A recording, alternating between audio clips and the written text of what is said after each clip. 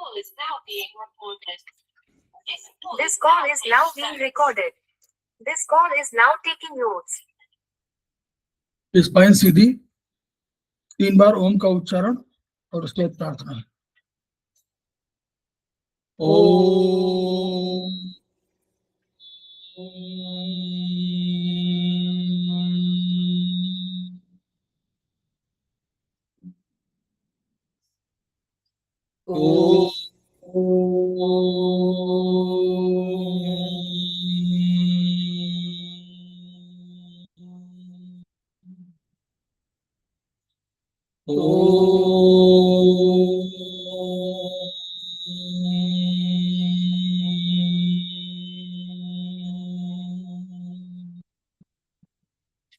वह शक्ति हमें दो दयानिधि, कर्तव्य मार्ग पर डट जाए, पर सेवा पर उपकार में हम निज जीवन सफल बना जाए।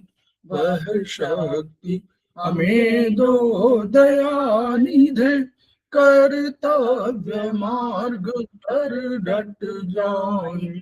हम दीन दुखी निबलों विकलों के सेवक बन संताप हरे, जो है बिछड़े भूले भटके, उनको तारे खुद तर जाए।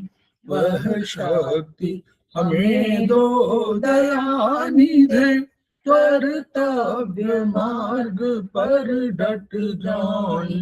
छल दंभ पाखंड झूठ, अन्याय से निश दिन दूर रहे, जीवन हो शुद्ध सरल अपना, शुच प्रेम सुधारस बरसाए।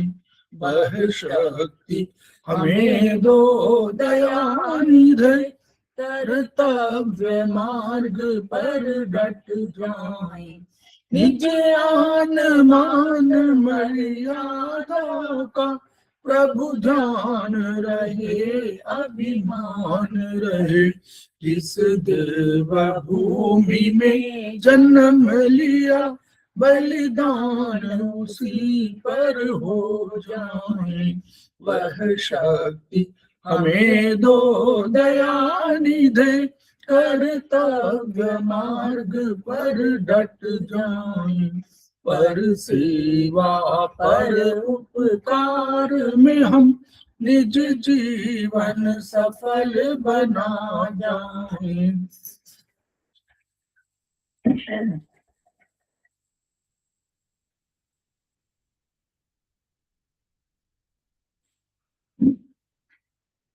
समवाय क्लासेस में आप सभी का स्वागत है। हमारे बीच में श्रीमती वर्षा श्रीवास्तव, उपाध्यक्ष समवाय फाउंडेशन उपस्थित है, उनका स्वागत है। हमारे बीच में रीता गांधी जी उपस्थित है, सीनियर थेरेपिस्ट हैं, उनका स्वागत है। हमारे बीच में निशी जी उपस्थित हैं, समवाय फाउंडेशन से जुड़ी हुई हैं और हमारी सेमेस्टर 1 के स्टूडेंट हैं, उनका स्वागत है। हम लोग उनका भी स्वागत करते हैं जो अभी इस क्लास को ज्वाइन करेंगे, और उनका भी स्वागत है जो वीडियो के माध्यम से इसके प्रसारित होने पर इसे देखेंगे और सुनेंगे। हम लोग समवाय फाउंडेशन के सदस्य हैं और हम लोग एक्यूप्रेशर शोध प्रशिक्षण एवं उपचार संस्थान प्रयागराज से संबद्ध हैं। वहाँ के मनीषी ब्रह्मलीन MP खेमकर सर के हम ऋणी हैं, जिनकी वजह से संस्थान को यह शोहरत प्राप्त हुई है और हमारी इस एक्यूप्रेशर विधा को इतनी ख्याति और इतनी उन्नति प्राप्त हुई है। खेमकर सर के कुछ सपने हैं, उनके कुछ मोटो है। उनका मोटो है each one reach one, each one treat one, each one teach one.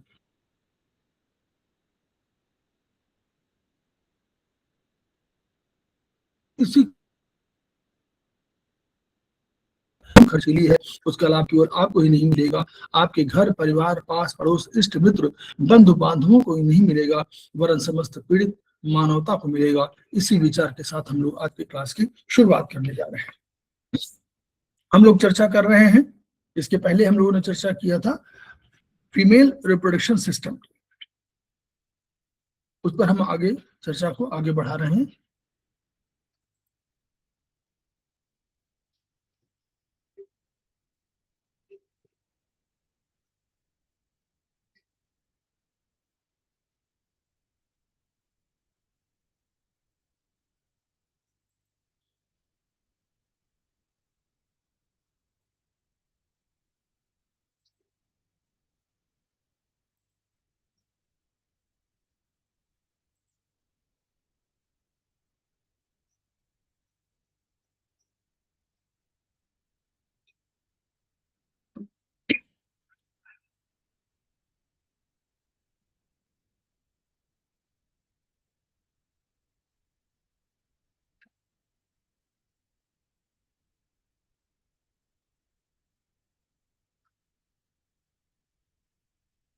हम लोगों ने ये पढ़ा था कि जो प्राइमरी सेक्स ऑर्गन पढ़े थे, और हम लोगों ने पढ़ा था कि एक्सटर्नल जेनिटेलिया पर हम लोग आगे चर्चा करने जा रहे थे।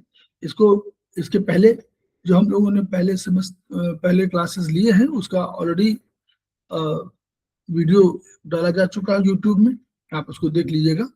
ये सेमेस्टर 2 में बीएचबी में आएगा, अगर आप लोग उसको देखेंगे तो सेमेस्टर 2 बीएचबी। तो एक्सटर्नल जेनेटेलिया में हम लोगों ने पढ़ा था कि बाहरी नाक होते हैं जेनेटेलिया, उनको हम लोग सामूहिक रूप से वल्वा कहा जाता है। अब मोन्स प्यूबिस ये प्यूबिक बोन, ये जो है प्यूबिक बोन के ऊपर स्थित एक फैटी टिश्यू है, फैटी टिश्यू युक्त तो संरचना है। ये प्यूबर्टी में, यहाँ पर जैसे प्यूबर्टी आती है वैसे पर यहाँ पर घने बाल उगते हैं, और इसका जो मेन फंक्शन है वो डिफेंस भी है, और सेक्सुअल इंटरकोर्स के दौरान कुशनिंग इफेक्ट, कुशनिंग है, ताकि गद्दीदार ताकि स्थिति होती है। ये अभी इसको हम लोग आगे चित्र में है। दूसरा लेबिया मेजोरा, लेबिया का जो अर्थ है वो लिप्स है, ये किसी भाषा का है, उस भाषा में इसको लिप्स भी कहते हैं। ये क्या होता है, ये दो मोटी त्वचा की तहें हैं, तो मोटी, इसमें मोटाई अधिक होती है। ये पूरे वल्वा को ढकती है, सुरक्षा के लिए वल्वा को ढक देती है। इनमें स्वेट ग्लैंड्स यानी जो पसीने ग्लैंड्स और ऑयल ग्लैंड्स दोनों होती हैं। इनका कार्य क्या है, इनका कार्य है कि आंतरिक जेनेटेलिया जो है उसको इन्फेक्शन से बचाना, ताकि वो ढके रहना, ताकि इन्फेक्शन से बचाना और सुरक्षा प्रदान करना। इसमें हेयर होते हैं, तो हेयर का काम हर जगह जहां देखिए वहां है। तो स्पेशली प्रकृति ने हेयर को ऑलरेडी जेनेटेलिया को इन्फेक्शन से, किसी भी इन्फेक्शन से बचाने के लिए किया जाता है, ताकि वहां पर कोई इन्फेक्शन पैदा ना पाए, और इन्फेक्शन हो तो ये उसको अपने में उलझा ले। तो ये हेयर्स का यूज जब भी शरीर में है, इसका यहाँ भी यूज होता है। तो ये स्वेट ग्लैंड्स है, ऑयल ग्लैंड्स है, और आंतरिक जेनेटेलिया को इन्फेक्शन से बचाना और सुरक्षा प्रदान करना इनका काम है भी। इसी तरह लेबिया माइनोरा, ये लेबिया मेजोरा के भीतर है, उसके नीचे की तरफ है, दो पतली त्वचा की तहें हैं, इनमें हेयर नहीं होते हैं। लेबिया माइनोरा में हेयर नहीं होते हैं। ये पूरे किसको सुरक्षा देती है, निम्नलिखित घेरती है, क्लाइटोरिस को घेरती है और सुरक्षा देती है, वेजिनल ओपनिंग को घेरती है और यूरेथ्रल ओपनिंग को भी घेरती है, उसको देख करके सुरक्षा प्रदान करती है। इनका फंक्शन क्या है कि जब सेक्सुअल इंटरकोर्स के समय जब उत्तेजना होती है तो इनमें रक्त का संचार बढ़ जाता है, जिससे ये इनकी संवेदनशीलता बढ़ जाती है। ये इनका फंक्शन है। क्लाइटोरिस क्या है, ये ही सबसे बहुत संवेदनशील सेंसिटिव अंग है। ये ऊपर की ओर, यानी जिसको बोल रहे हैं एंटीरियर और पोस्टीरियर में, हम लोग इसको इस तरह देख सकते हैं। यहाँ पर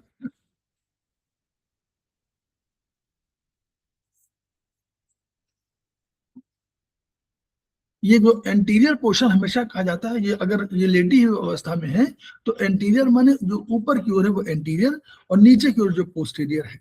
तो यहीं पर देखिए मोन्स प्यूबिस है, फिर यूरेथ्रा ओपनिंग जो है अंदर, लेबिया मेजोरा बाहर की तरफ है, और लेबिया माइनोरा दूसरी लेयर है, लेबिया माइनोरा। इसके बाद क्या है, आप देखिए वेजिनल ओपनिंग जो है पोस्टीरियर की तरफ होती है, और जो वेजिनल ओपनिंग पोस्टीरियर की तरफ होती है, और यूरेथ्रा जो है वो एंटीरियर की तरफ होता है। यूरेथ्रा जो है जो यूरिन के पास करने के लिए जो है वो ऊपर की तरफ होता है, यानी एंटीरियर की तरफ होता है। और देखिए एनस और वेजिनल ओपनिंग के बीच का जो एरिया है उसको पेरिनियम बोलते हैं, पेरिनियम। और यहीं पर जो वेजिनल ओपनिंग को ढकने के लिए एक हाइमेन का कंसेप्ट होता है, हाइमेन, वो पतली झिल्ली के रूप में। तो हम लोग उसी पर चर्चा कर रहे हैं।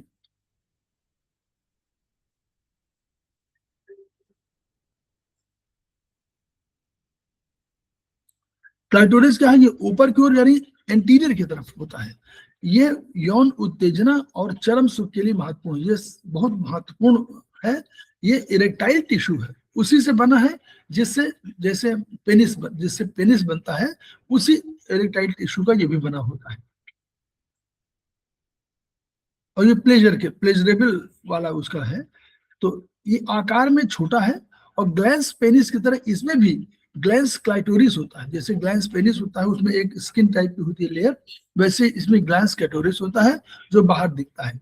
इसमें बहुत सी नर्व्स आती हैं, तो यानी नर्व्स आने की वजह सेंसिटिविटी अधिक है, यानी नर्व आने का अर्थ है कि यहाँ सेंसिटिविटी अधिक है। तो जब भी कभी आप उत्तेजना की स्थिति होगी तो रक्त भर जाएगा, जैसे पेनिस भर जाता है, तो वैसे इसमें भी ब्लड भर जाता है। ग्लैंस क्लाइटोरिस छोटे से बटन के आकार का दिख सकता है। इसका फंक्शन क्या है? यौन सुख प्रदान करना, और गर्भधारण की प्रक्रिया में कोई भूमिका इसकी नहीं है। जब आपका अगर कोई कंसीव कर रहा है तो उस समय इसका कोई बहुत रोल नहीं है। ये लेबिया माइनोरा से ढका होता है, इसको हम लोगों ने भी देखा। हाइमेन क्या है? पोस्टीरियर एंड में स्थित वेजिनल ओपनिंग के द्वार एक पतली झिल्ली है। ये वेजिनल ओपनिंग के द्वार पर स्थित एक पतली झिल्ली है जो इसको स्ट्रॉन्ग टिश्यू से बनी होती है। स्ट्रॉन्ग टिश्यू है, थोड़ा सा हार्ड। ये एंटीरियर एंड में यूरिन पैसेज का जो मार्ग है, ऊपर वाला जो मार्ग है, तो ये उसी को वहीं पर, वो तो यूरिन पैसेज में, लेकिन नीचे की तरफ ये जहां पर कि आपका मेन इंटरनल जेनिटेलिया है वहीं पर है। तो कभी कभी ये जन्म से ही अनुपस्थित होती है, ये मतलब ब्रेक हो चुकी होती है या पहले से जन्म में होती नहीं है। ये शारीरिक व्यायाम, साइकिलिंग, चिकित्सा कारणों और सेक्सुअल इंटरकोर्स के दौरान ये फट सकती है, ब्रेक हो जाती है।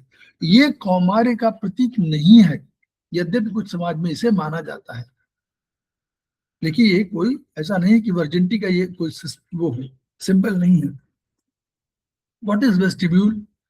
तो लेबिया माइनोरा के बीच का संपूर्ण क्षेत्र वेस्टिब्यूल कहलाता है। अब देखिए, लेबिया माइनोरा जहां पर है, तो सेकेंड लेयर आप देखें यहाँ पर रेडिश बनी हुई है, तो इसके अंदर का जो संपूर्ण एरिया है वो हमारा वेस्टिब्यूल कहलाता है। इसी क्षेत्र में यूरिन पैसेज होगा, इसी में वेजिनल ओपनिंग होगी। वेजिनल ओपनिंग पोस्टीरियर साइड में, तो वेजिनल ओपनिंग जो है पोस्टीरियर साइड में होगी, और यूरिन पैसेज एंटीरियर साइड में, मतलब एंटीरियर माने अगर लेटी अवस्था में हो तो ऊपर की तरफ, तो यूरिन पैसेज होगा, और पोस्टीरियर माने पीछे की तरफ, पोस्टीरियर साइड माने नीचे की तरफ आपका ये वेजिनल ओपनिंग होगी। वेजिनल पैसेज की, तो वेजिनल पैसेज है उसी के दोनों साइड में बार्थोनिल ग्लैंड्स होती हैं। यही यौन उत्तेजना के समय लुब्रिकेशन प्रदान करने का काम करती हैं, बार्थोनिल ग्लैंड। वहां पर मेल में यही इसी के उस पर वहां कूपर्स ग्लैंड कहलाती है, और यहाँ बार्थोनिल ग्लैंड्स की कंसेप्ट है। तो बार्थोनिल ग्लैंड होती है, इन सब दोनों का फंक्शन वहां भी है, वहां लुब्रिकेशन है, ताकि उसमें लुब्रिकेशन। पेरिनियम, वेजिनल ओपनिंग और एनएस के बीच का जो एरिया है उसको पेरिनियम बोलते हैं। ये हम लोग को कभी कभी जब एनाटॉमी में पढ़ाया जाएगा तो ये पेरिनियम कहलाता है। वेजिनल ओपनिंग और एनएस के बीच का क्षेत्र पेरिनियम कहलाएगा। ये मेल में भी इसी तरह होगा। प्रसव के समय यही मार्ग सबसे अधिक खिंचाव सहता है, क्योंकि उसी समय इसको अधिक खिंचाव सहना पड़ता है। Now come to mammary glands. अब फीमेल में, मेल में ये नहीं, मतलब अनुपस्थित है। फीमेल में एक अलग से दिया हुआ, क्यों? वहां पर बर्थ के बाद जो है चाइल्ड को फीडिंग का कंसेप्ट है, तो इसलिए ये मेमोरी ग्लैंड्स रखे गए हैं। इनका कार्य क्या है? इनका कार्य शिशु के पोषण हेतु मिल्क का निर्माण करना है, और सिक्रेशन, मतलब पहले निर्माण होगा और सिक्रेशन होगा। सिक्रेशन से ही पोषण मिलेगा, न्यूट्रिशन मिलेगा। किसको? शिशु को, यानी बेबी को। ये प्रोडक्टिव सिस्टम का अंग है, रिप्रोडक्टिव सिस्टम का ये भी अंग है। मतलब बाहर एक तो जो वैसे है इंटरनल जेनिटेलिया, एक्सटर्नल जेनिटेलिया, और उसके साथ साथ आपका रिप्रोडक्टिव सिस्टम का ये भी है, आपका मेमोरी ग्लैंड्स भी है। इनका नियंत्रण हार्मोनल रेगुलेशन से होता है, तो यानी हार्मोन्स की वजह से इनका नियंत्रण होता है, ये ध्यान रखने की आवश्यकता है। तो ये हम लोगों ने चित्र देखा। अब इसमें आप देखिए, नाउ कम टू मेमोरी। तो मेमोरी ग्लैंड्स में कैसे होता है? मेमोरी ग्लैंड का एक चित्र है। तो छोटे छोटे जो गुच्छे के आकार के बने हुए, ये यहाँ से शुरुआत होती है। तो ये सब लोब्स हैं। लोब्स, फिर लोब्यूल, लोब से लोब्यूल, मेमोरी लेब्यूल कहलाते हैं। फिर सेकेंडरी मेमोरी ट्यूब्यूल, मतलब छोटी छोटी ट्यूब्स टाइप की होती है स्ट्रक्चर। फिर उन्हें वो कई ट्यूब्यूल मिल करके मेमोरी डक्ट बनाती है। मेमोरी डक्ट के बाद एम्पुला। एम्पुला माने हम लोग पढ़ा था पहले कि एम्पुला कोई भी जो भी फूला हुआ भाग होता है उसको एम्पुला बोलेंगे। और जहां इस्थमस का कंसेप्ट है वहां समझेंगे सकरा एरिया। तो ये एम्पुला है, फूला हुआ भाग है। देखिए, तो ये स्पेशली मिल के होते हैं। फिर इनसे ये सब कई मिल करके फिर लेक्टिफेरस डक्ट बनाएंगी, और लेक्टिफेरस डक्ट बन करके बाद में उसको निपल्स में वो ओपन होंगी। और निपल्स के जो, अब इनके बाद जो बॉडी में फैट टिश्यू बहुत होते हैं, तो यहाँ फैट टिश्यू जितने अधिक होंगे शेष तो फैट टिश्यू होते हैं। और एरोला जो है, एरोला कहते हैं जो एरिया निपल्स को चारों तरफ से घेरता है, ब्लैकिश होता है, वो एरोला कहलाता है।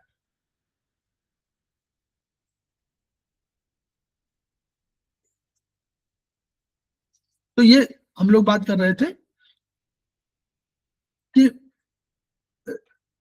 जो मेमोरी ग्लैंड्स का निर्माण किसके लिए? मिल्क प्रोडक्शन के लिए है, और रिप्रोडक्टिव सिस्टम का अंग हुआ। तो इसको रेगुलेशन कहा तो हार्मोनल सिक्रेशन से रेगुलेशन इसका। और मॉडिफाइड स्वेट ग्लैंड्स है, ये बिल्कुल उसी तरह मॉडिफाइड है स्वेट ग्लैंड्स की। जैसे स्वेट ग्लैंड्स होती है मेल किसी भी शरीर में, वैसे ही ये स्वेट ग्लैंड्स के मॉडिफाइड है। स्किन के भीतर टिश्यू और कनेक्टिव टिश्यू से घिरी होती है, स्किन के अंदर होंगी और चारों तरफ कनेक्टेड टिश्यू होंगे। तो यही उसको मतलब आकार प्रदान करते हैं, और यही कनेक्टेड टिश्यू उसको संरचना में योगदान देते हैं। तो now come two lobes and lobules. Lobes हम लोगों ने पढ़ा है अभी, इसके पहले हम लोगों ने पढ़ा है लोब्स, स्पेशली अगर लंग्स हमने पढ़ा तो लंग्स में हम लोग लोब्स पढ़ा है कि लंग्स में राइट में 3 लोब्स होते हैं, लेफ्ट में 2 होते हैं।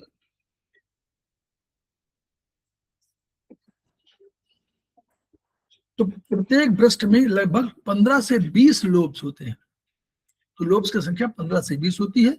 प्रत्येक लोब में अनेक छोटे छोटे लोब्यूल्स होते हैं। अब इसी में अंदर लोब है, उसके अंदर छोटे छोटे लोब्यूल्स हैं, कई हैं। लोब्यूल्स में वहीं पर क्या होता है, इपिथेलियल टिश्यू की बनी अनेक एल्वेलाई होती है। हम लोग एल्वेलाई भी लंग्स में पढ़ा हुआ है। इपिथेलियल टिश्यू पढ़ा तो जो कवरिंग के लिए, तो एपिथेलियल टिश्यू की बनी हुई अनेक एल्वेलाई होती है। मिल्क सीक्रेशन केवल इन्हीं एल्वेलाई से ही आता है। जो सीक्रेशन होता है वो यहीं से होता है, मतलब प्रोडक्शन हुआ और जो सीक्रेशन हुआ वो इन्हीं एपिथेलियल टिश्यू के जो बने हुए एल्वेलाई है इन्हीं से होता है। फिर डक्ट उन्होंने आगे डक्ट पढ़ा था। एल्वेलाई से मिल्क निकलकर छोटी छोटी नेलिकाओं ट्यूब्यूल्स में जाता है, इन्हें डक्ट कह सकते हैं।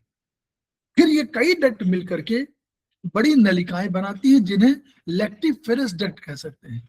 और सभी लेक्टिफेरस डक्ट अंततः निपिल पर ओपन होती है। निपिल और एरेला क्या है? ब्रेस्ट के सेंटर में निपिल स्थित होता है, और निपिल के चारों ओर गहरे रंग का क्षेत्र होता है। ये it can be blackish, it can be rather some bluish, जिसे एरोला कहते हैं। एरोला पर छोटी छोटी ग्लैंड्स होती हैं जिन्हें मॉन्टगोमरी ग्लैंड्स कहते हैं। इनमें एरोला पे जो एरिया है वो भी टिश्यू का बना हुआ है, उस पर छोटी छोटी ग्लैंड्स हैं, उसका कलर वो है। इन्हें मॉन्टगोमरी ग्लैंड्स कहते हैं। इन ग्लैंड्स से चिकनाई युक्त सीक्रेशन होता है, ये इसलिए ताकि निपिल को नम और सुरक्षित रखा जाए। तो उसको सीक्रेशन करने के लिए 2 चीजें, सुरक्षा के लिए और नमी लाने के लिए, ये मॉन्टगोमरी ग्लैंड्स का रोल ये है। सपोर्टिव टिश्यू क्या है? ब्रेस्ट में अनेक एडिपोज टिश्यू, जो हम लोग फैट टिश्यू बोलते हैं वो एडिपोज। तो ब्रेस्ट में अनेक एडिपोज टिश्यू होते हैं जो उसे आकार प्रदान करते हैं और कोमलता प्रदान करते हैं। इन्हीं की वजह से उसको आकार मिलता है और इन्हीं की वजह से उसको कोमलता, तो यानी एडिपोज टिश्यू अधिक होते हैं। मेन तो 15-20 से आपको लोब्यूल्स होते हैं। ब्रेस्ट को सहारा देने के लिए कूपर्स लिगामेंट्स, यहाँ कूपर्स लिगामेंट्स कंसेप्ट है, जो कूपर्स लिगामेंट्स होते हैं ये एडिपोज टिश्यू एस्ट्रोजन के प्रभाव से बनते हैं। जो एस्ट्रोजन है उसकी वजह से ये एडिपोज टिश्यू एस्ट्रोजन के प्रभाव से बनते हैं। एस्ट्रोजन हम लोगों ने देखा था कि ओवेरियन सीक्रेशन है, जो हार्मोन एस्ट्रोजन प्रोजेस्टेरोन। कार्यप्रणाली कैसे है? मिल्क प्रोडक्शन की प्रक्रिया सदैव एपिथेलियल टिश्यू यानी एल्वेलाई करते हैं। तो यानी हम लोगों ने पढ़ा था कि जो एपिथेलियल टिश्यू है वही जो एल्वेलाई है वही बनाते हैं एल्वेलाई, तो वहीं पर एल्वेलाई से ही मिल्क का सीक्रेशन होता है, तो यहीं पर प्रोडक्शन भी होता है। अब क्या होता है, एक दो हार्मोन यहाँ बहुत आवश्यक है, प्रोलैक्टिन। प्रोलैक्टिन के नाम से आप बाहर मार्केट में जो मिल्क का जब भी होगा वो प्रोलैक्टिन, तो यहाँ प्रोलैक्टिन नामक हार्मोन महत्वपूर्ण भूमिका है। जैसे ही पार्चुरेशन हुआ, पार्चुरेशन माने पार्चुरेशन जिसको बोलते हैं डिलीवरी, आप उसको अगर बोलते हैं डिलीवरी तो ये मेडिकल टर्म्स में इसको पार्चुरेशन बोलते हैं, जिसको कॉमन भाषा में डिलीवरी बोला जाता है, that is known as parturition. तो ये टेक्निकल शब्द आप लोगों को याद होने चाहिए। तो पार्चुरेशन, अब पार्चुरेशन के बाद जैसे ही तो पिट्यूटरी ग्लैंड निकालती है प्रोलैक्टिन, ये एल्वेलाई को सक्रिय करता है। तो ये क्या होता है, तब एल्वेलाई मिल्क का निर्माण उसको एक्टिवेट करता है, तो तब प्रोलैक्टिन के प्रभाव में एल्वेलाई क्या करते हैं, मिल्क का निर्माण शुरू कर देते हैं। फिर जब मिल्क का निर्माण हो गया तो इन्हीं एल्वेलाइज के ल्यूमेन यानी स्पेस, ल्यूमेन माने होता है ल्यूमेन जहां कहीं हो, तो ल्यूमेन का अर्थ है कोई स्पेस, कोई कैविटी, कोई भी स्पेस। ल्यूमन उसका आकार, जैसे मान लीजिए आप गोलाकार आकार है तो उसके अंदर का जो क्षेत्र है उसको ल्यूमन बोलेंगे। तो एल्वेलाइज के ल्यूमेन यानी स्पेस से में संग्रहित वहीं पर कलेक्ट हो जाएगा, निर्माण हुआ। तो निर्माण की प्रक्रिया कौन करता है, प्रोलैक्टिन। जब भी निर्माण के मिल्क का निर्माण होगा तो प्रोलैक्टिन का योगदान है। तो दो आपको हार्मोन हमेशा याद करने पड़ेंगे मिल्क के संबंध में। Number 1 prolactin. प्रोलैक्टिन क्या करेगा, एल्वेलाई को सक्रिय करेगा और मिल्क का निर्माण शुरू कर देगा। तो अगर मिल्क का निर्माण नहीं हो रहा है तो प्रोलैक्टिन नाम का कहिए, तो हमको ट्रीटमेंट तब कहां देना पड़ेगा, हमको तब देना पड़ेगा कौन सी, पिट्यूटरी ग्लैंड, क्योंकि वही प्रोलैक्टिन का निर्माण कर रही है। तो अगर मिल्क का निर्माण नहीं हो रहा है तो हमारी जो समझ होगी एक प्रेशर के उसमें हम समझेंगे कि प्रोलैक्टिन, ये हमको बीएचबी बता रही है कि प्रोलैक्टिन में कहीं प्रॉब्लम है जिसकी वजह से सीक्रेशन होगा। प्रोलैक्टिन कौन बना रहा है, बना रहा पिट्यूटरी ग्लैंड। पिट्यूटरी ग्लैंड कहाँ बना रही है, हाइपोथैलेमस से, यानी hypothalamus, pituitary gland, then prolactin, और तब मिल्क का निर्माण। एल्वेलाई से अनेक पतली पतली मेमोरी ट्यूब्यूल्स निकलती हैं, वो ट्यूब्यूल्स निकलती हैं, यही आगे चल के कई मिल करके मेमोरी डक्ट बना देती हैं। फिर अनेक मेमोरी डक्ट मिल करके एक मेमोरी एम्पुला बनाती है। एम्पुला माने थोड़ा सा बड़ा चौड़ा एरिया, मोटा एरिया। फिर एम्पुला आगे चल के लैक्टिफेरस डक्ट के माध्यम से लैक्टिफेरस डक्ट बनाती है। फिर लैक्टिफेरस डक्ट अंत में आकर के निपिल तक ओपन होते हैं, वहीं पर ओपन होते हैं। तो एक मेमोरी लोब से एक मेमोरी डक्ट निकलती है। कोई मेमोरी लोब जो भी होगा 15-20 होते हैं, तो उससे एक मेमोरी डक्ट निकलेगी। तो वो मेमोरी डक्ट निकल करके यहाँ पर आके आगे कई मिलेगी, कई मिल करके मेमोरी एम्पुला बना देंगी, फिर लैक्टिफेरस डक्ट बना देंगी, फिर में खुल जाएगी।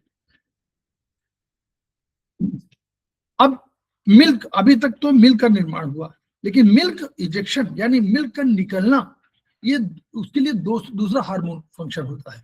यानी मिल्क प्रोडक्शन हुआ, कोई बात नहीं, वो प्रोलैक्टिन में हुआ, लेकिन मिल्क इजेक्शन नहीं हो रहा, तो उसके लिए दूसरा हार्मोन है ऑक्सीटोसिन हार्मोन, जहां भूमिका शुरू हुई। तो हमको मिल्क के लिए दो जाना पड़ेगा, एक तो पहला प्रोलैक्टिन, यानी प्रोडक्शन नहीं हो रहा तो प्रोलैक्टिन, और अगर निकल नहीं रहा है तो ऑक्सीटोसिन हार्मोन की भूमिका है। कैसे, इसमें अब इसमें एक और स्टिमुलेटर की आवश्यकता होगी। तो स्टिमुलेटर माने उसको स्टिमुलेट करना पड़ेगा, एरोला को स्टिमुलेट करेंगे और जो निपिल है वहां का स्टिमुलेशन होगा। तो उसकी भूमिका में कौन होता है, वहां शिशु होगा।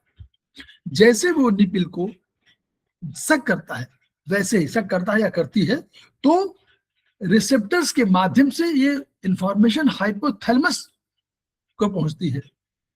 अब हाइपोथैलेमस से संदेश गया तो वो मैसेज फिर पोस्टीरियर पिट्यूटरी में आएगा। ये पोस्टीरियर पिट्यूटरी के ऑक्सीटोसिन है।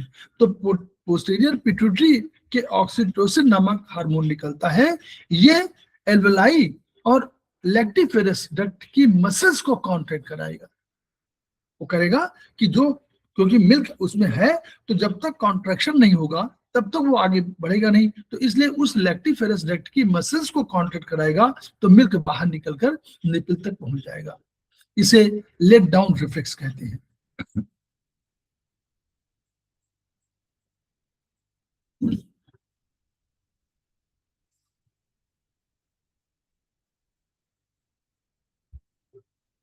हमारे बीच में श्रद्धा जैन जी उपस्थित हैं, समवाय फाउंडेशन के प्रमोटर हैं, उनका स्वागत है। हमारे बीच में गर्मा बिश जो उपस्थित है, समवाय फाउंडेशन के प्रमोटर हैं और समवाय फाउंडेशन की हमारी फैकल्टी भी है, उनका स्वागत है। हमारे बीच में अनु ठुकराल जी उपस्थित है, समवाय से जुड़ी हुई हैं और वो सीनियर थेरेपिस्ट है, उनका स्वागत है। Now come to menstruation.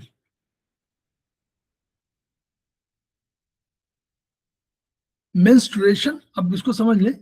देखिए मेंस्ट्रुएशन को हम लोग सारी चीजों को हम समझ क्यों रहे हैं, हम समझ रहे हैं कि इस बीएचबी के माध्यम से, बेसिक ऑफ ह्यूमन बॉडी के माध्यम से जो बायोलॉजी कहती है उसको भी हम जाने रहे, ताकि हमारे उस ज्ञान में वृद्धि हो और हम इनके वजह से भी कोई प्रॉब्लम, कोई समस्या आती है तो हम उसका निदान एक्यूप्रेशर में, चाहे वो चाइनीज हो चाहे आयुर्वेदिक हो, उनमें हम ढूंढ सकें। तो इसलिए हम सारी चीजों को पढ़ना चाह रहे हैं।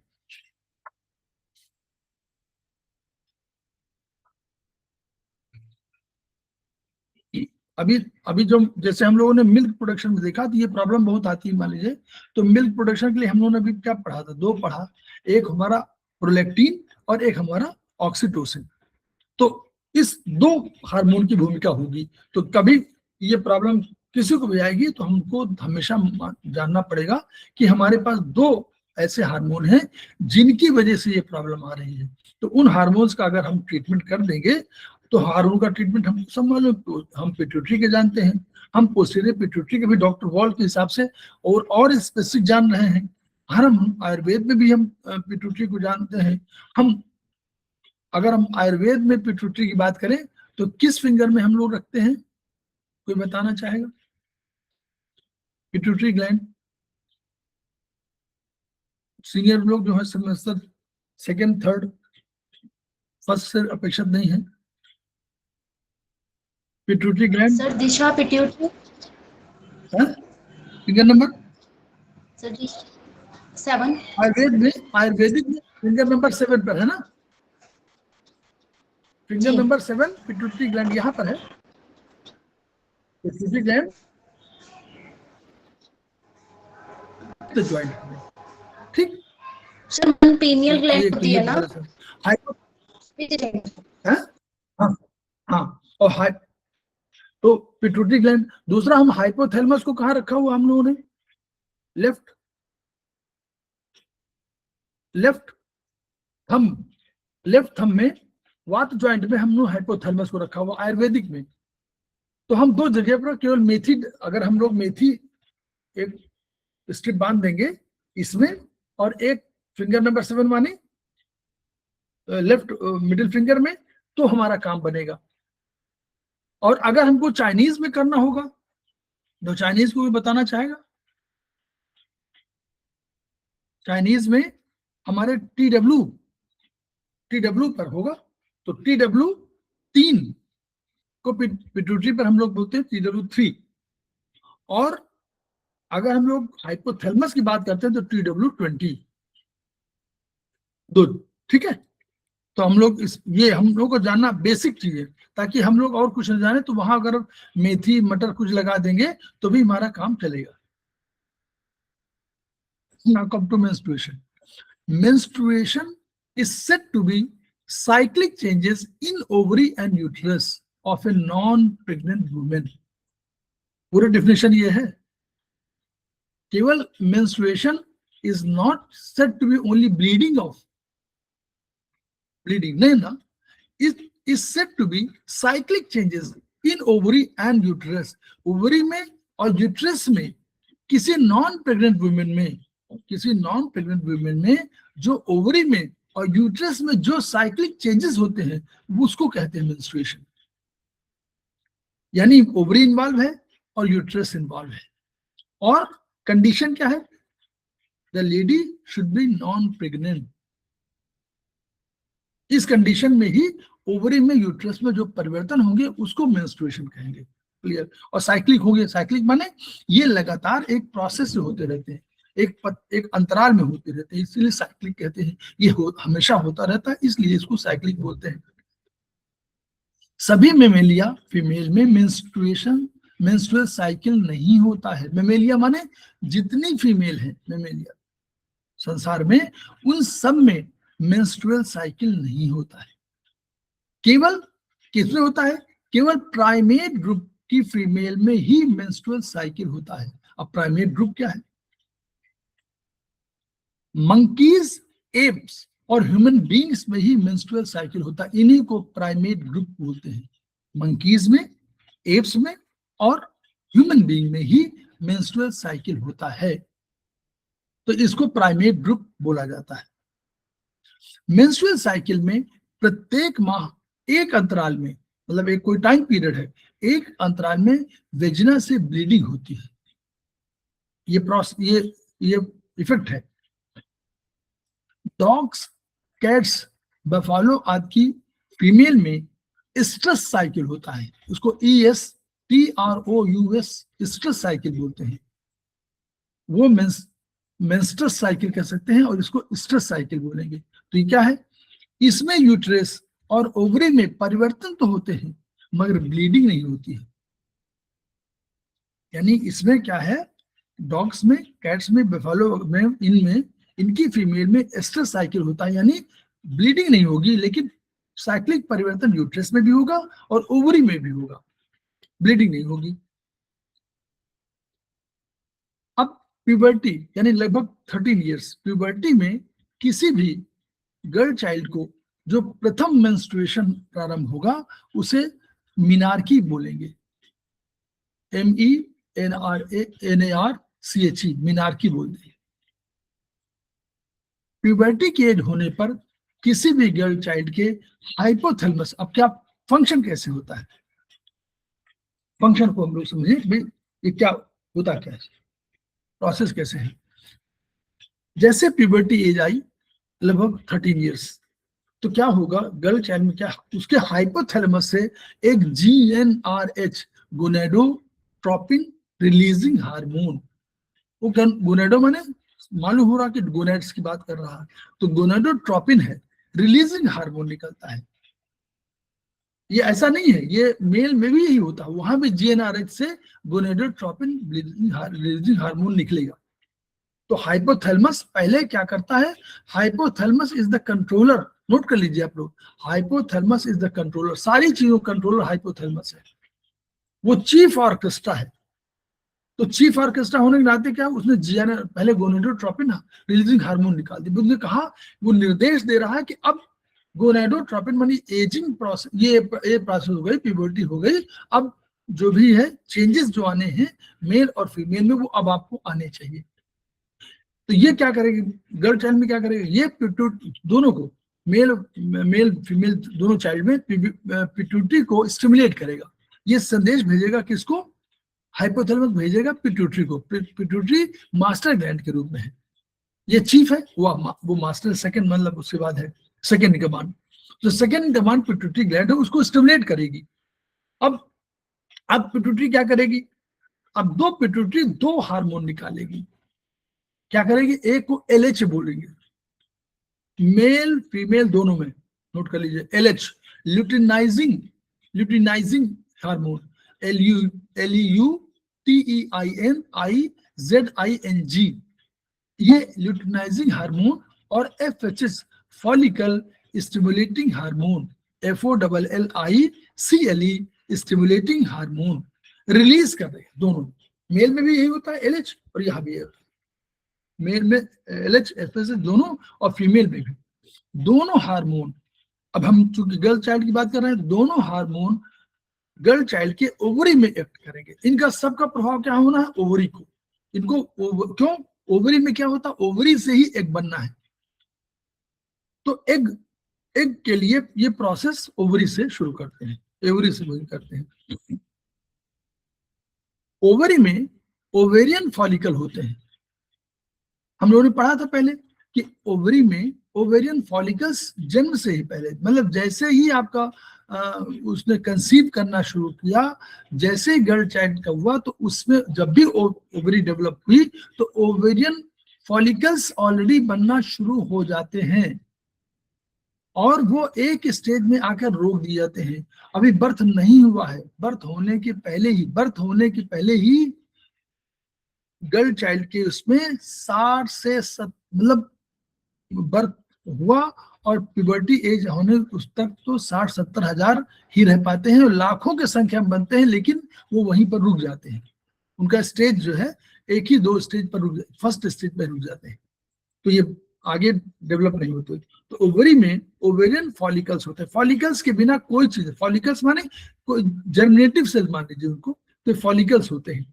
जब LH और FSH ओवरी में एक्ट करेंगे, दोनों LH रिलीज हुआ, FSH रिलीज हुआ, दोनों ओवरी में एक्ट करेंगे, तो ये फॉलिकल्स स्वयं भी जब थोड़ा ग्रो कर जाते हैं, ओवरी में मान लीजिए फॉलिकल्स ग्रो कर जाते हैं करेंगे, तो क्या करेंगे? खुद सक्षम हो जाएंगे और हार्मोन 2 निकाल। यहीं पर हमारी भूमिका है एस्ट्रोजन और प्रोजेस्टेरोन।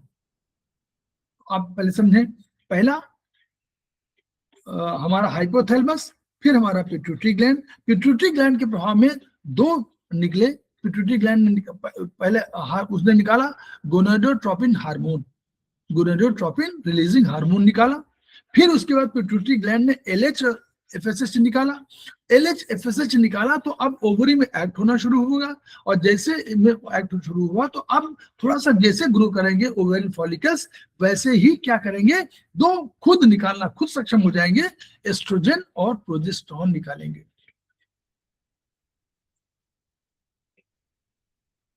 एक तरफ तो इनकी ग्रोथ हो रही है फॉलिकल्स की, कौन कर रहा है? LH FSH कर रहा है। दूसरी तरफ ये स्वयं डेवलप होने की पर 2 हार्मोन निकाल देंगे, एस्ट्रोजन और प्रोजेस्टेरोन। इस बीच डेवलपमेंट ये होगा कि जो गर्ल चाइल्ड है वो प्रेगनेंसी की योग हो जाएगी। प्यूबर्टी पीरियड के बाद नेचर के हिसाब से वो प्रेगनेंसी के योग हो जाए, भले ठीक से डेवलपमेंट न हुआ हो, बट प्रेगनेंसी हो सकती है। दोनों हार्मोन एस्ट्रोजन और प्रोजेस्टेरोन का प्रभाव क्या होगा? अब वो प्रभाव देख लीजिए कि जो एस्ट्रोजन और प्रोजेस्टेरोन कौन निकाल रहा है? ये खुद ओवरी निकाल रही है, ओवेरियन फॉलिकल्स निकाल रहे हैं, इसलिए ओवरी कहा जाता है। इसलिए इसको एस्ट्रोजन और प्रोजेस्टेरोन को ओवेरियन हार्मोन कहा जाता है, क्योंकि निकालती कौन है? ओवेरियन फॉलिकल्स निकालते हैं। अब क्या होगा? चेंजेस क्या होंगे सबका? वहां भी देखिए, वहां भी LH और FSH में ये सबका संयुक्त प्रभाव है। LH FSH और इधर एस्ट्रोजन और प्रोजेस्टेरोन का संयुक्त प्रभाव क्या होगा? आवाज हाई पिच की हो जाएगी, ब्रेस्ट डेवलप कर जाएंगे, हिप्स चौड़े हो जाएंगे, हाइट बढ़ जाएगी, मस्कुलर ग्रोथ होने लगेगी। यानी एस्ट्रोजन उसके शरीर को मदर, मेन भूमिका एस्ट्रोजन की, एस्ट्रोजन उसके शरीर को मदर बनने के योग्य तैयार करता है। अब वो क्योंकि उससे नहीं मालूम, एक पर्टिकुलर एज है, उस एज में जैसे ही मास्टर ग्लैंड ने, पिट्यूटरी ने कहा, पिट्यूटरी को ऑर्डर मिला हाइपोथैलेमस से, उसने कहा कि गोनाडोट्रोपिन रिलीजिंग हार्मोन निकाला, वैसे ही तुरंत उसने आज्ञा पालक की तरह जो है पिट्यूटरी ग्लैंड ने LH और FSH निकाल दिया। उन्होंने ओवेरियन फॉलिकल्स को डेवलप करना शुरू कर दिया। ओवेरियन फॉलिकल्स ने खुद निकालना शुरू कर दिया 2 हार्मोन, प्रोजेस्टेरोन और एस्ट्रोजन। अब एस्ट्रोजन क्या कर रहा है? एस्ट्रोजन की भूमिका क्या है? वो उसको मदर बनने योग्य तैयार करता है, मदर की भूमिका। मेंस्ट्रुअल साइकिल ह्यूमन फीमेल में प्रति माह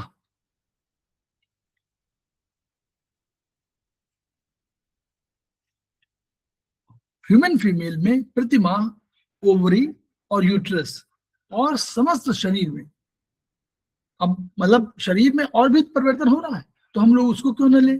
क्या हो रहा है? कहीं कोई भी हार्मोन निकल रहा है तो भी तो उसी का है। तो यानी ओवरी, यूट्रस और समस्त शरीर में जो साइक्लिक चेंजेस होते हैं उसे मेंस्ट्रुअल साइकिल हम लोग कह दे रहे हैं। अभी हम लोग कह रहे थे कि ओवरी यूट्रस में जो परिवर्तन हो रहा है, जो डेवलपमेंट हो रहा है, जो प्रोसेस हो, जो साइक्लिक परिवर्तन हो रहा है, वो उसको हम लोग मेंस्ट्रुअल साइकिल कह रहे हैं। इसमें हम लोगों ने केवल और कुछ नहीं किया, समस्त शरीर में शरीर, इसलिए शरीर भी तो कुछ कर रहा है। शरीर दो चीजें, शरीर में भी, ओवरी में भी तो परिवर्तन हो रहा है, ओवरी में परिवर्तन हो रहा है, उधर हार्मोन्स में परिवर्तन हो रहा है, तो इन सब में और बॉडी में परिवर्तन हो रहा है मेंस्ट्रुअल साइकिल के माध्यम से। तो वो जो परिवर्तन हो रहा है, साइक्लिक चेंजेस हो रहे हैं, उसे मेंस्ट्रुअल साइकिल कहेंगे हम लोग। अब वही बात, प्रत्येक माह में हाइपोथैलेमस से जीएनआरएच रिलीज होगा, गोनाडोट्रोपिन रिलीजिंग हार्मोन, जिससे क्या होगा, अब ये स्टिमुलेट करेगा पिट्यूटरी ग्लैंड को, जो मास्टर ग्लैंड है, उससे क्या होगा, एलएचएफएसएच निकलेगा, ल्यूटिनाइजिंग हार्मोन और फॉलिकल स्टिमुलेटिंग हार्मोन। अब ये ओवेरियन फॉलिकल्स को स्टिमुलेट करेगा। अब अंदर जो है ओवरी में ओवेरियन फॉलिकल्स हैं। चलिए मैं थोड़ा सा चित्र दिखा दूं। अगर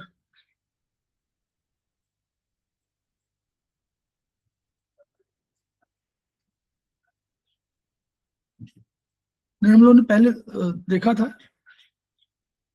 अच्छा एक सेकंड, किधर है?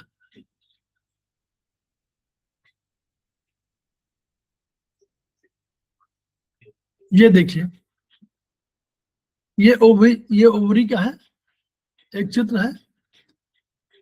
जर्मिनल इपिथेलियम मतलब हुआ कि जो जर्म सेल की मानिए, तो उसी से धीरे धीरे आपको डेवलपमेंट का प्रोसेस आ रहा होगा। देखिए तीर की तरफ देखते जाइए, ओगोनियम, प्राइमरी फॉलिकल, फिर आपको लेयर, ये इसमें लिखा हुआ लेयर ऑफ फॉलिकल सेल, फिर ग्रोथ ऑफ प्राइमरी फॉलिकल, फिर सेकेंडरी ओसाइट, और तब जो है बर्स्ट आउट जो दिखाई पड़ा है उसको, और अंत में कॉर्पस लुटियम, ओव्यूलेशन। पिक्चर नहीं दिखाई दे रही सर। दिखाई नहीं, शेयर नहीं हो रहा ना। अच्छा एक सेकंड देखता हूँ, शेयर कर दूं इसको कहीं।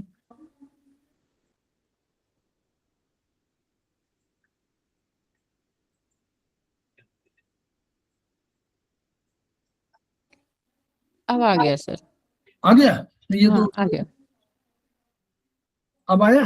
अब आया? आ गया सर। नहीं आया, वो जो चित्र नहीं आया। अच्छा, दूसरा चित्र तो आ गया, ये वाला आया है आपका, ये वाला आया है ना? हाँ ओडी वाला। ये तो उतना ही दिखा पा रहे हैं।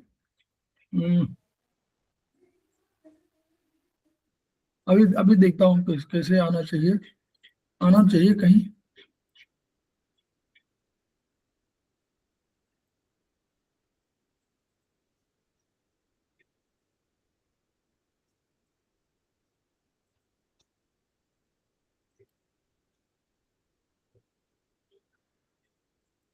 अब दिख रहा है? जी सर दिख रहा है। ठीक, यही देखिए वो है जो लेडी की केस में, ये जो स्ट्रक्चर है वो बहुत सिंपल सा है। मेल में स्ट्रक्चर कठिन है, लेकिन इसका फंक्शन, मतलब up to level of birth function बहुत कठिन है इसका। फीमेल में, मेल में फंक्शन सरल है। तो इसमें देखिए ये पूरा साइकिल दिखाया हुआ है। ओगोनियम मतलब इस वो जेनेसिस हम लोग पढ़ा था, वो माने ओवा से होता, वहां समझिए। तो जर्नल एपिथेलियल से शुरू हुआ और धीरे धीरे प्रोसेस डेवलप कर रहा है, और यही जो है ये फॉलिकल के अंदर एग होता है, जिसको बोलता ओवा उसके अंदर है। देखिए दो स्ट्रक्चर अंदर में रहते हैं ना, ये वाला स्ट्रक्चर देखिए, एक बड़ा सा स्ट्रक्चर उसके अंदर ये है, तो ये दोनों डेवलप होते रहते हैं। ये छोटा था, ये उससे बड़ा हो गया, फिर बड़ा हो गया, फिर बड़ा हो गया, फिर यहाँ बर्स्ट आउट हुआ, बस्ट आउट हो जाएगा आपका, एलएच और एफएसएच के प्रभाव में बस्ट आउट होगा, और जो बच जाएगा that is said to be corpus luteum. ठीक है, ये लिखा हुआ सेकेंडरी oocyte, यानी oocyte माने हमेशा होता है सेल, oocyte माने ओवम के लिए यह प्रयोग किया जा रहा है, ये है।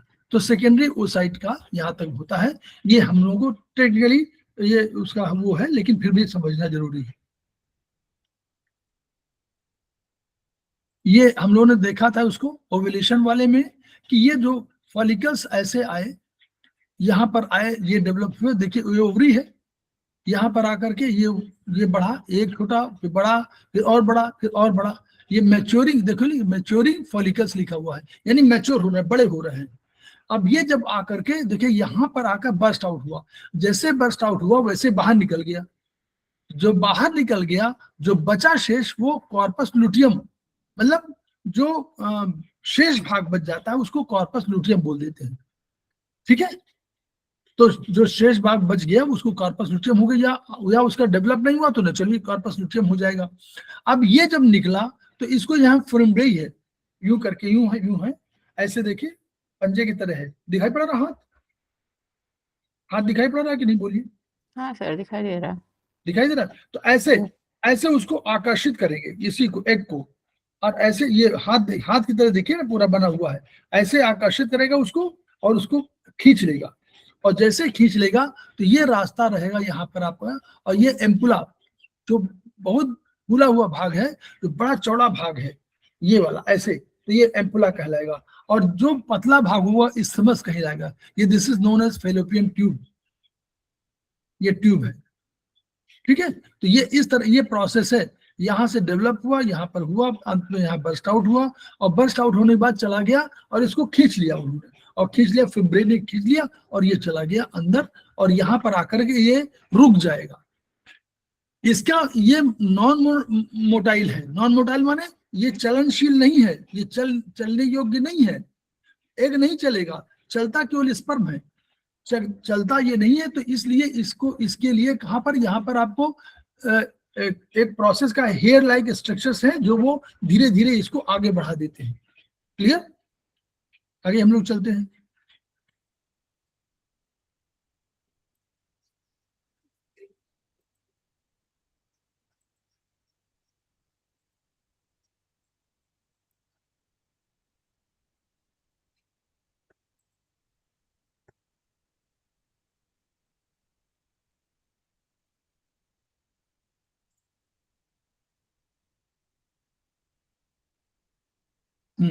तो प्रत्येक माह क्या होगा, हाइपोथैलेमस क्या करेगा, एक जीएनआरएच रिलीज होगा, प्रोसेस समझते रहिए।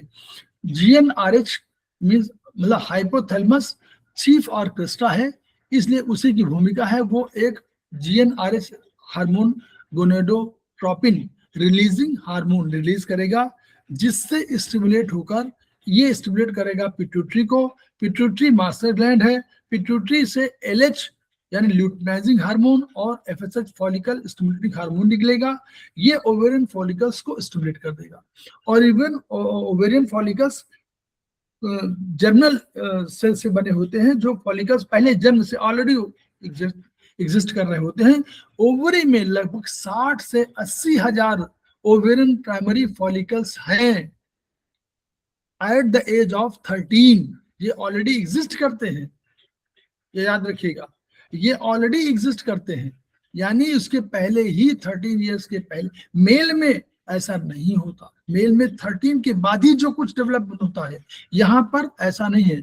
ओवरी में, फीमेल चाइल्ड में, ओवरी में लगभग 60 से 80 हजार ovarian primary follicles already exist करते हैं एट द एज ऑफ 13। इनमें से प्रत्येक माह एक फॉलिकल को डेवलप करेगा। प्रोसेस क्या है, पहले शुरू में तो सब पे एक्ट करेगा, हो सकता है सब धीरे धीरे कई डेवलप होना शुरू हो, लेकिन जब ये तय हो जाएगा कि नहीं एक इसको डेवलप करना है, तो जो योग्य होगा उस फॉलिकल को डेवलपमेंट प्रोसेस शुरू हो जाएगा। जब जैसे डेवलप करेगा, जैसे फॉलिकल डेवलप हो जाएगा, तो फॉलिकल खुद सक्षम हो जाएगा, वो दो हार्मोन निकालेगा, एस्ट्रोजन और प्रोजेस्टेरोन। जब ये ओवम डेवलप हो जाएगा तो फिम्ब्रेई, अब जब डेवलप हो जाएगा तो ये उस खोल से निकल जाएगा, बर्स्ट आउट हो जाएगा। तो बर्स्ट आउट हो तो एग जो, जिसको ओवा बोलते हैं, ओवा जो है डेवलप होकर के निकलेगा, बाहर आ जाएगा। जैसे बाहर आएगा वैसे फिम्ब्रेई के माध्यम से फिलिपिन ट्यूब में इससे खींच लेगी, ऐसे करके हो। जहां पर वो एम्पुला पार्ट में, जो फूला हुआ भाग है, जो चौड़ा भाग है, एम्पुला पार्ट में स्थिर रहकर फर्टिलाइजेशन का इंतजार करेगा। इस बीच क्या होगा, अब याद करिए, ये डेवलप हो रहा है, एस्ट्रोजन और प्रोजेस्टेरोन वो भी तो डेवलप हो रहे हैं, ये निकाल रहे हैं। कौन निकाल रहा है, यही ओवेरियन फॉलिकल्स जो डेवलप हो रहा है वो निकाल रहा है। तो ये जो है एस्ट्रोजन और प्रोजेस्टेरोन, अब चूंकि हार्मोन है ये, तो रक्त के माध्यम से कहां फैलेंगे, सारे शरीर में फैल जाएंगे। एंडोक्राइन सिस्टम का पार्ट है, तो एंडोक्राइन सिस्टम में यानी रक्त के माध्यम से इसको पूरे शरीर में फैलना है, तो सारे शरीर में फैल जाएंगे। ये हार्मोन्स यूट्रस में भी चले जाएंगे। जब सब जगह जा रहे हैं तो यूट्रस में जाएंगे। यूट्रस में जाकर क्या है, यूट्रस में 3 दीवारें हैं, हम लोग पढ़े हुए हैं, क्या है, बाहरी है पेरीमेट्रियम, पेरी माने बाहरी, अंदर मत छोड़िए, बाहर की तरफ, बाहर माने बाहरी पेरीमेट्रियम, फिर उसके बाद अंदरूनी एंडोमेट्रियम सबसे अंदर वाली, और बीच की मायोमेट्रियम, मायो माने बीच, तो बीच का मायोमेट्रियम, अंदर वाली जो बॉडी के अंदर है वो है एंडोमेट्रियम, और जो बाहरी है वो पेरीमेट्रियम। ठीक है, वहां भी चले गए 3 दीवारें यूट्रस की। ये हार्मोन क्या कारण बन गए, अंदरूनी दीवार जो एंडोमेट्रियम है उसको प्रभावित कर देंगे। क्यों, उसे और मोटा बना देंगे, उसे और मोटा बनाएंगे। क्यों करेंगे, क्योंकि उनको ये है कि कोई हमारा नया गेस्ट आ रहा है, तो नए गेस्ट के इंतजार में ये उसको बेड बनाने लगते हैं उसके लिए। तो ये बेड बनाने के लिए ये इसको मोटा बनाते जाते हैं। एंडोमेट्रियम इसलिए मोटी होती है क्योंकि उसको लगता है कि अब हमारा कोई शिशु आ रहा है, तो उसको हमको यहाँ फीडिंग देनी है, उसको यहाँ उसको आराम करने के लिए जगह देनी है, इसलिए उसको वहां पर शैया उपलब्ध कराते हैं। ये उनका काम है।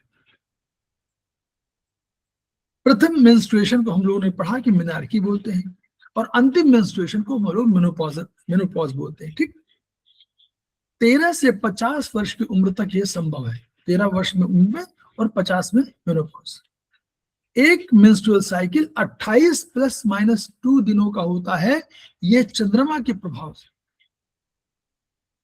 30 दिन का अंग्रेजी महीना है, लेकिन भारतीय जो भारतीय शास्त्र में दिया हुआ है वो चंद्रमा की कला के हिसाब से 28 दिनों का होता है नॉर्मली, इसलिए 28 ± 2 दिनों का माना गया है। यानी चंद्रमा का प्रभाव सब लेडी में भी पड़ता है, ये ध्यान रखिएगा। कैलकुलेशन वहां की है, हमारे यहाँ की। एक बार में मेंस्ट्रुअल फ्लूइड निकलने का समय 3 से 5 दिन है, और इसकी मात्रा अनुमानित रूप से 30 ml से लेकर 80 ml तक है।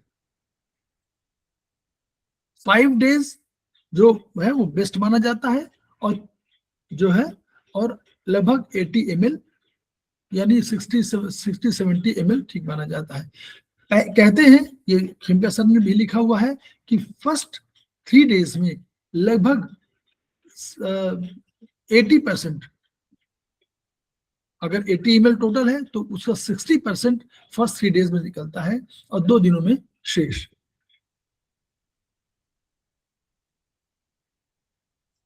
अब हम लोग थोड़ा सा केवल डिस्कस करेंगे, एक बाद में डिस्कस करेंगे, लेकिन मैं एग्जाम्पल जो हमने लिखा हुआ उसमें 30/9/25 से मेंस्ट्रुएशन स्टार्ट है, उसका साइकिल 28 डेज का, ये हम लोग मान के चल रहे हैं। इसको मानकर हम लोग कैलकुलेशन कर रहे हैं। 30/9/25 वो तब बनाए थे उसी समय का है, तो 30/9/25 से हम लोग मान के चलेंगे। तो उसमें क्या क्या होगा पहले, और धीरे धीरे कल फिर डिस्कस करेंगे जब भी अगली बार आएगा। तो 5 दिनों का मेंस्ट्रुएशन मानते हुए हम लोग 30/9/25 नोट कर लीजिए आप जरा। 4-10-30 ये इसी डेट के हिसाब से करिएगा। 30/9/25 से शुरू तो 4-10-25 तक मेंस्ट्रुएशन होगा, क्योंकि 5 डेज माना है, 30-9 से 4-10 तक। तो अब 27-10-25 को साइकिल कंप्लीट होगी। 30-9 के साथ 28 दिनों का मानते हुए हम लोग मान रहे हैं कि 27-10-25 को साइकिल कंप्लीट हो जाएगी। अब अगर फर्टिलाइजेशन नहीं हुआ तो अगला मेंसेस 27-10-25 को होगा, उसके पहले नहीं होगा। अब ओव्यूलेशन क्या है? ओव्यूलेशन का डेट लास्ट डेज से, जो आपका 27 तारीख है, उससे निकाला जाता है, इससे पहले से नहीं।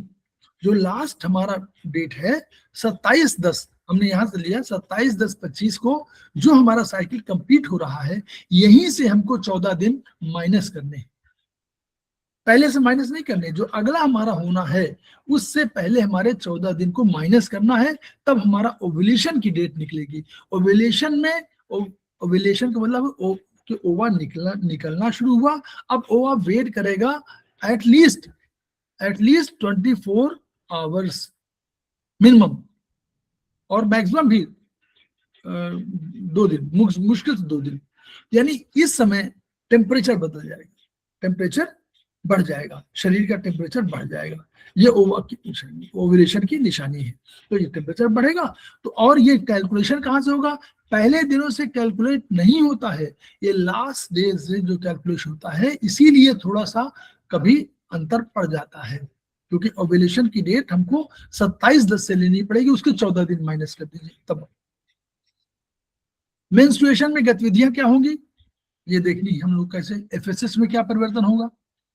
क्या एफएसएच परिवर्तन करेगा पिट्यूटरी वाले? क्या एलएच परिवर्तन होगा? क्या फॉलिकल्स में डेवलपमेंट होगा? क्या एस्ट्रोजन में परिवर्तन होगा? क्या प्रोजेस्टेरोन में परिवर्तन होगा? क्या यूट्रस में होगा? और क्या कॉर्पस ल्यूटियम में परिवर्तन होगा? इतने डेवलपमेंट को हम लोगों को मेंस्ट्रुएशन में देखना चाहिए।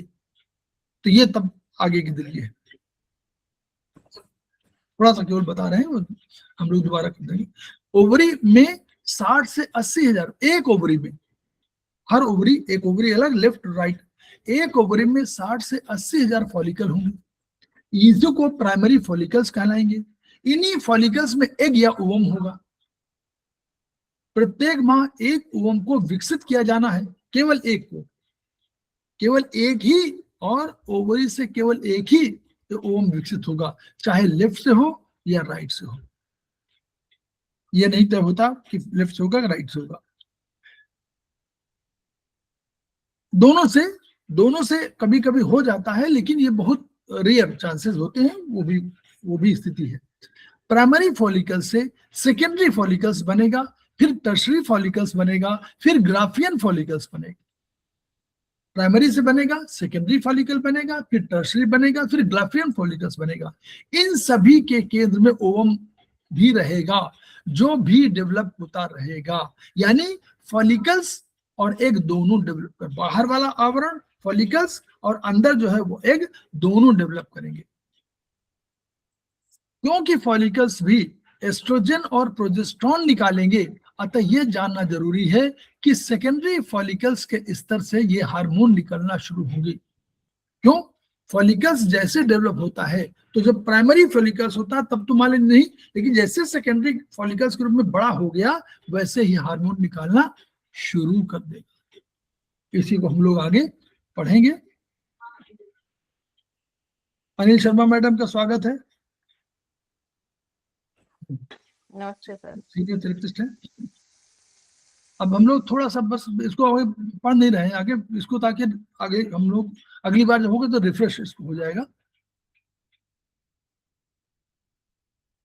30-9-25 क्या होगा? हम लोग इसको इस तरह देखेंगे। ये एक सिस्टम है, उसको ऐसे करके देखेंगे। 30-9-25 से लेकर के हम लोग शुरू किया, तो क्या हमारा क्या फंक्शन होगा एफएसएच का, क्या एलएच का होगा, क्या फॉलिकल्स होगा, क्या एस्ट्रोजन होगा, क्या प्रोजेस्टेरोन होगा, और यूट्रस का एंडोमेट्रियम वॉल में क्या डेवलपमेंट होगा। 3 फेजेस होंगी। फर्स्ट फेज 30-9-25 से मेंस्ट्रुएशन स्टार्ट हुआ 5 डेज का। इसको शुरू में जब होगा फॉलिकुलर, यानी फॉलिकुलर फेज कहेंगे, या इसको प्रोलिफरेशन, यानी फॉलिकल्स डेवलप हो रहे हैं, तो जिसे प्रोलिफरेट माने बढ़ रहे हैं। फिर दूसरा हमारा होगा सेकेंडरी जो होगा सिक्रेटरी फेज होगा, ये ओव्यूलेशन जब होगा तो फिर उसके सीक्रेशन शुरू होगा, और थर्ड वाला जो होगा ल्यूटियल फेज। ठीक है, इसको मतलब बर्स्ट आउट होके तब आगे भी हम लोग पढ़ेंगे इसको। ठीक है, आगे इसको हम लोग थोड़ा सा डिटेल में पढ़ लेंगे कि ये वाला बहुत कॉम्प्लिकेटेड है। ध्यान रखिएगा, इसमें डेट याद रखिएगा, डेट को इस डेट के हिसाब से कर लीजिएगा। फिर जो डेट दूसरे को किसी पेशेंट को देखना हो तो इसी तरह से उसको मैच करा लीजिएगा। हमेशा ऊपर से बाहर से लास्ट वाले से निकाला जाता है, मतलब अगले वाले से निकाला जाता है। ओव्यूलेशन की डेट ही तय होनी मुश्किल होती है, इसलिए ये ओव्यूलेशन की डेट देखिए। ओव्यूलेशन माने बर्स्ट आउट, जब ग्राफियन फॉलिकल से बर्स्ट आउट होता है, this is known as ovulation. वो बर्स्ट आउट होगा तभी उसको वहां पर, उसके पहले ओव्यूलेशन है। तो ये जैसे माने हम लोग 13-10-25 को इसलिए माना है, वो लास्ट डे से हम लोग पीछे की तरफ आते हैं और 14 दिन पहले, शुरू से नहीं, पहले से हम लोग अंदाजा नहीं लगा सकते, बाहर वाले से हम लोग पीछे की तरफ आते हैं, वो 14 डेज का होता है, इसलिए होता है। तो हम लोग यहीं पर अभी इसको